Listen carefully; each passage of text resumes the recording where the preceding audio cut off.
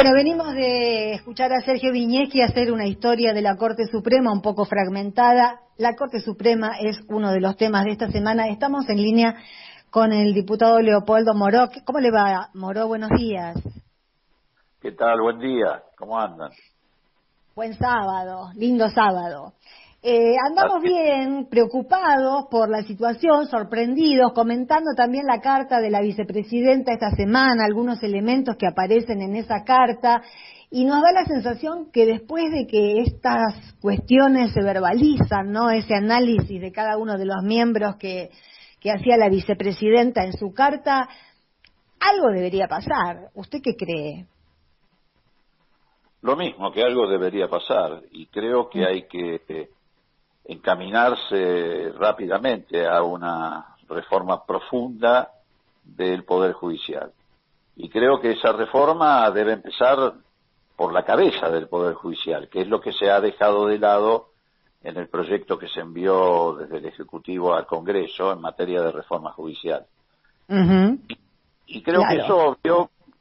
que es obvio, que es necesario empezar por la cabeza, porque es ahí donde se respaldó toda la maniobra que se llevó adelante en la Argentina, y también se replicó en otros lugares de América Latina, con tanta impunidad que hasta repitieron el uso de las mismas herramientas, y que significó el periodo más nefasto de la historia democrática de la Argentina, incluyo por supuesto las dictaduras militares, en materia de persecución política, en materia de espionaje ilegal, en materia de extorsión mediática, y todo eso es lo que constituyó lo que se denomina el lawfare. Claro. La Corte Suprema jugó un papel preponderante, y lo sigue jugando, porque lo que hay que decir con toda claridad es que no solamente la Corte Suprema y otros estadios del Poder Judicial de Comodoro Pi fueron cómplices del macrismo durante la etapa o la gestión del macrismo, sino que siguen siendo en este momento subordinados y cómplices de los mismos poderes fácticos que sostuvieron al macrismo. Y hoy lo hacen continuando con la persecución y además protegiendo o dándole impunidad al macrismo. Vos fijate, por ejemplo, nosotros cuando planteamos la irregularidad que significaba la presencia de Bruglia y de Bertucci en la Cámara Federal, Sí. lo dijimos fundamentalmente porque teníamos la certeza de que iban a actuar en defensa y en protección de las barrabasadas que había hecho el macrismo, y efectivamente es lo que ocurrió. Bruglia hace 72 horas firmó un fallo para sacarle la causa de investigación de espionaje al juzgado de Lomas de Zamora del doctor Auge y de los fiscales Incardona y el otro muchacho, bueno, ahora no me acuerdo el apellido, y traspasarla a Comodoro Pi. Obviamente en Comodoro Pi es donde Macri, Magdalani, Arribas, todos los protagonistas y los que condujeron el espionaje ilegal van a encontrar el tribunal más amigable. Por supuesto. Pero no solamente eso, también los están protegiendo en materia de corrupción. Otra vez el señor Bruglia, junto con Martín Irurzun, firmaron hace un mes y medio, 2 meses atrás, una resolución para protegerlo a Iguacel, a Dietrich, etcétera, en la denuncia que se hizo respecto al negociado de los peajes, que es un negociado que involucró una ganancia para el grupo Macri de alrededor de 500 millones de dólares. Las pruebas son contundentes y los desprocesaron. Claro. Los desprocesaron, habían sido procesados por el doctor Canicova Corral. Y Bruglia también, hace un tiempito atrás, sacó una resolución para proteger a otros que habían estado vinculados al espionaje ilegal. Es decir, continúan estas maniobras, no es que cesaron con el resultado electoral. Y por supuesto también van a utilizar todas estas herramientas en acosar al gobierno de Fernández. Fueron muy rápidos para dictar una cautelar o aceptar, un persalto en relación al caso Bruglia y el caso Bertucci, y resulta que en el caso del procesamiento de un ex vicepresidente de la Nación, lo que hicieron fue simplemente dictar una resolución, ni siquiera un fallo, porque un fallo significa hacerlo con fundamentos, examinar pruebas, dar razonamientos, sino que le aplicaron un sellito que dice artículo 280 y lo liquidaron en un minuto para no tener que opinar e involucrarse en una decisión que todos sabemos fue tomada con pruebas falsas, testigos comprados como el caso de Van der Brul, etcétera. Es una verdadera vergüenza lo que está pasando en el Poder Judicial, sobre todo en cabeza de la Corte y de algunos sectores de Comodoro Pi, algunos jueces de primera instancia y algunos camaristas.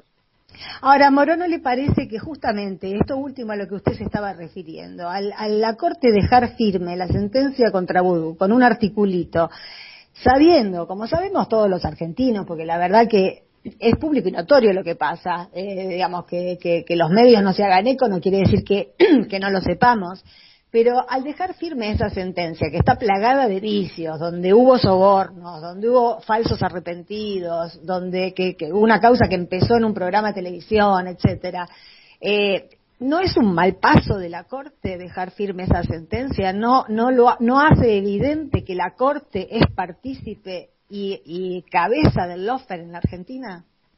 Totalmente.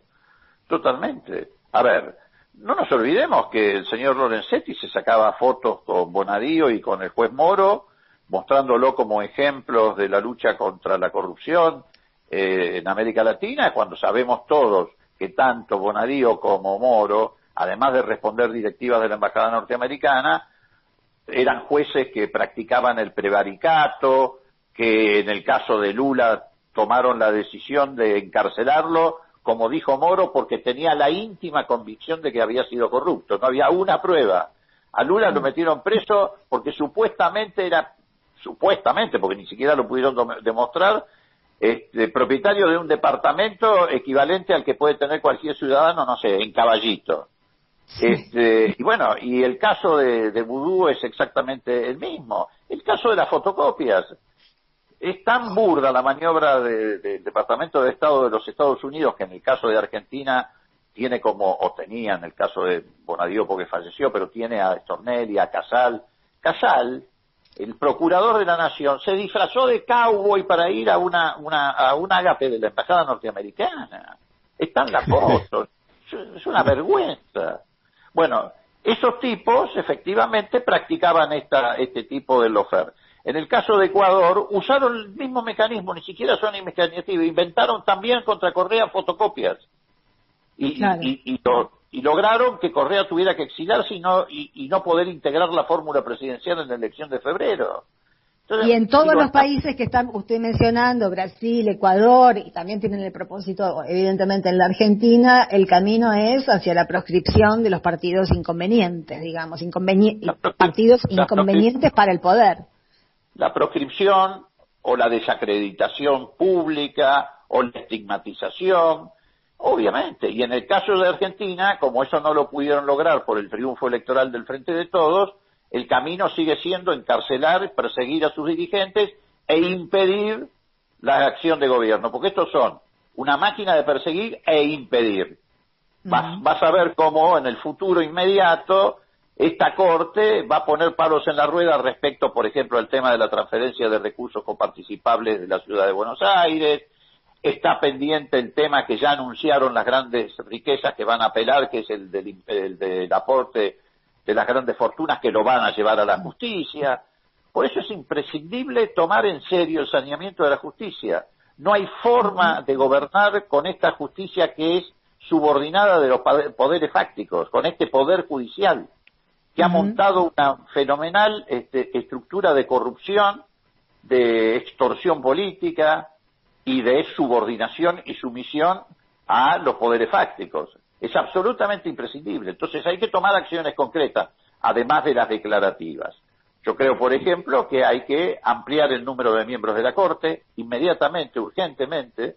Eso forma parte de una decisión que pueden tomar ambas cámaras con mayoría simple, no hacen falta los 2/3, como sí hace falta en el caso de juicios políticos. Creo que hay que cambiar leyes orgánicas de la justicia. Bueno, en este sentido se avanzó con el cambio de la ley orgánica de la Procuración Fiscal, que ya tiene media sanción en el Senado, hay que avanzar en diputados. Y así hay que hacer un análisis rápidamente de todo esto. Y además yo creo que hay que convocar una reunión de expertos internacionales de la Corte Interamericana, donde ya hay casos de apelación de los fallos aberrantes de la justicia argentina. Hay que convocarlos a la Argentina, hacer una comisión de expertos con estos representantes de organismos internacionales y revisar todos los procesos que se hicieron en estos últimos años que tuvieron que ver con esta persecución política. Y a partir de ese dictamen, bueno, quedan habilitadas vías institucionales incluso para el propio presidente de la Nación. Porque está claro que la Corte Suprema se va a lavar las manos, o lo que es peor, va a proteger todos los chanchullos que hubo en estos últimos años en materia de testigos guionados, espionaje ilegal, sobornos a supuestos arrepentidos, fallos claramente contrarios al Código de Procedimiento. No han dejado nada por hacer en materia de tropelías. Espionaje a los abogados de los procesados, lo que en cualquier país del mundo significa que eso viola el derecho a la defensa y se caen los procesos, espionaje a los detenidos, bueno, en fin, ¿para qué? Te puedo enumerar toda la mañana todos los disparates que hicieron. Bueno, todo eso es lo que los 5 miembros de la Corte están dispuestos a proteger y a tapar, y los miembros que siguen, en algunos casos en casación y en otros casos en las cámaras federales, y todavía algunos jueces de primera instancia, como el caso Ercolini, Tayano, que son los que inventaron el asesinato de Nisman, etcétera, están dispuestos a tapar, con la complicidad, por supuesto, de los que ya vienen siendo sus cómplices, que son los grandes medios hegemónicos y algunos sectores del poder económico. Morola, lo saluda Sergio Wisniewski. Un gusto. Dígame, tengo una duda con respecto a la posibilidad de reformar la Corte, que parte de lo siguiente: cada vez que se hizo una ley de reforma judicial, la Corte tiene la potestad de declararlas inconstitucionales esas leyes, entonces se protegen a sí mismos, amparados en que tienen la última palabra. ¿Cómo puede ser un camino para eludir eso que parece una trampa, no? No, en esto tenés razón, pero en este caso no hay ninguna posibilidad de que puedan hacerlo. Porque, reitero, la ampliación de la Corte, del número de miembros de la Corte, no solamente requiere nada más que una ley simple, sino que ya se practicó muchas veces, incluso con aquiescencia de la Corte, ampliaciones o modificaciones en el número de miembros de la Corte. Por lo menos se ha hecho 5 o 6 veces y nunca ha sido cuestionado, no hay ninguna jurisprudencia que lo pueda cuestionar, es absolutamente constitucional, eso no pueden hacerlo, no hay ninguna posibilidad.